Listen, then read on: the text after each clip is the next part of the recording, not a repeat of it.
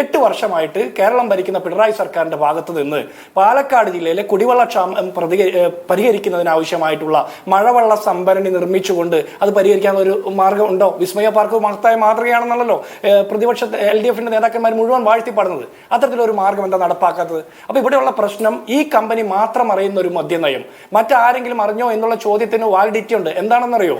എന്താണ് ഇവരുടെ മദ്യനയം? ഇവർ പറയുന്നു ബ്രൂവറിയും ഡിസ്റ്റിലറിയും അതായത് എക്സ്ട്രാ ന്യൂട്രൽ ആൽക്കഹോൾ ഉൽപ്പാദിപ്പിക്കുന്ന കമ്പനികൾക്ക് ലൈസൻസ് കൊടുക്കുന്നു. ഞാൻ ചോദിക്കട്ടെ, എന്താണ് അതിന്റെ മാനദണ്ഡം? എത്ര ഏക്കർ സ്ഥലം വേണം?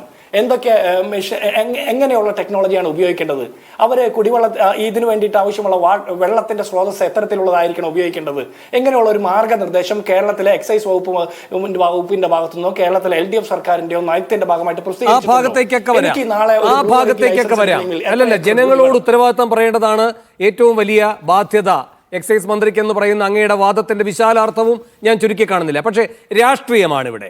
നിങ്ങൾ ഈ പറയുന്ന 2 വാദഗതികൾ വിഴുങ്ങേണ്ട സാഹചര്യം വന്നതിലുള്ള മറുപടിയാണ് എനിക്ക് ജിൻഡോയിൽ നിന്ന് വേണ്ടത്. ഒന്ന്, ടെൻഡർ വാദം, അത് പൊളിഞ്ഞു എന്ന് പറയുകയാണ് മന്ത്രി. ഇപ്പോൾ ഈ പറയുന്ന ക്യാബിനറ്റ് രഹസ്യം എന്ന് പറയുന്ന വാദം, അത് പൊളിഞ്ഞു എന്നുമാണ് പറയുന്നത്.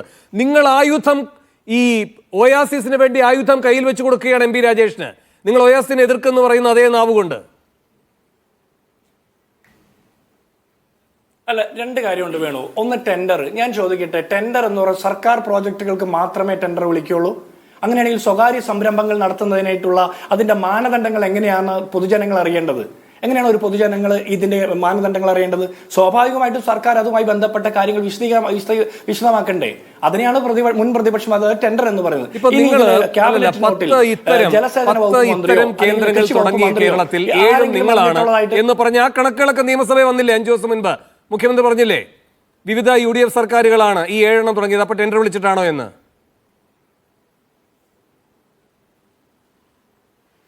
അല്ല, ഞാൻ ചോദിക്കട്ടെ, അന്ന് ഇവർക്ക് ആക്ഷേപം ഉണ്ടായിരുന്നോ?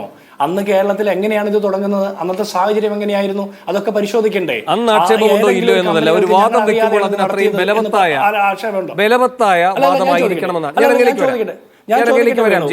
അങ്ങനെ കമ്പനികൾ അല്ല അങ്ങനെ ഒഴിവാക്കല പറഞ്ഞോളൂ ജിൻഡോ.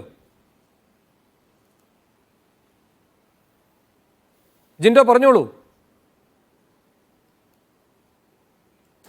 ജിൻഡോ ഒഴിവാക്കിയതല്ല, ഞാൻ അങ്ങോട്ട് പറയുന്നത് ജിൻഡോയ്ക്ക് കേൾക്കാൻ കഴിയുന്നില്ല എന്ന് തോന്നുന്നു. ആ സാങ്കേതിക പ്രശ്നം നമുക്ക് പരിഹരിക്കാം. പക്ഷെ ജിൻഡോ അറിയേണ്ടത്, ജിൻഡോയെ ഞാൻ തടസ്സപ്പെടുത്തിയിട്ടില്ല.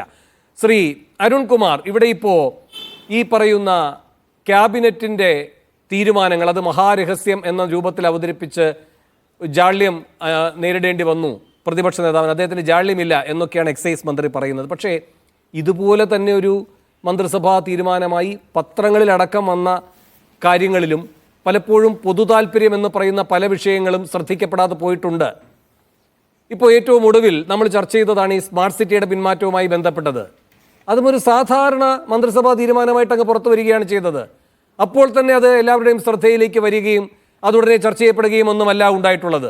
അതുകൊണ്ട് അതിൻ്റെ നാഴിക വിനാഴിക കണക്കുകളല്ല പ്രധാനം, അതവിടെ ഉണ്ടായിരുന്നു അനാദികാലം മുതൽ എന്ന വാദവുമല്ല വേണ്ടത്. ഒരു സർക്കാർ ഈ കാര്യത്തിൽ ദുഷിച്ച താല്പര്യം കാണിച്ചിരിക്കുന്നു എന്ന് പറയുന്ന ആരോപണത്തിനുള്ള കൃത്യമായ മറുപടിയാണ് വേണ്ടത്, പ്രത്യേകിച്ചും ഇടതുപക്ഷ സർക്കാരിൻ്റേത്.